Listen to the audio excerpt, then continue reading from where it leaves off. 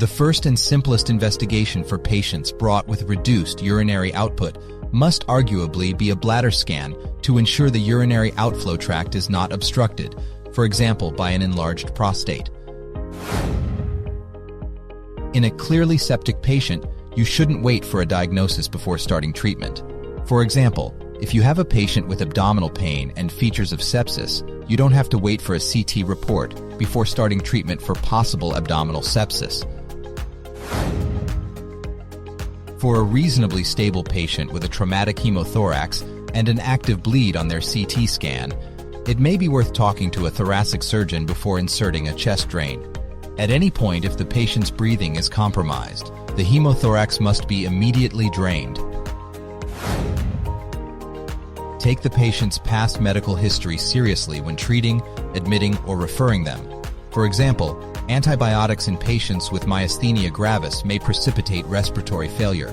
Patients with Parkinson's or heart failure cannot afford to miss their medications. So, write up those drug charts. Giving too much naloxone too quickly to patients with opioid toxicity can result in severe agitation or other complications. Go slow. In unwell patients with acutely deranged liver functions, consider the possibility of paracetamol toxicity, even if paracetamol levels are normal. Other patients with acute derangement of liver enzymes will require urgent diagnostic ultrasound and hepatitis screen. In collapsed patients, pay particular attention to the QT interval and look for conduction blocks.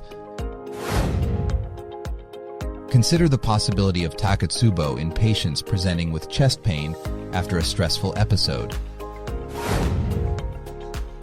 When starting an insulin infusion for any reason, ensure potassium-containing fluids and dextrose are also prescribed to be given when necessary.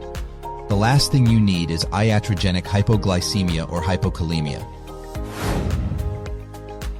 Consider the possibility of acute mesenteric ischemia in patients with atrial fibrillation who present with abdominal pain.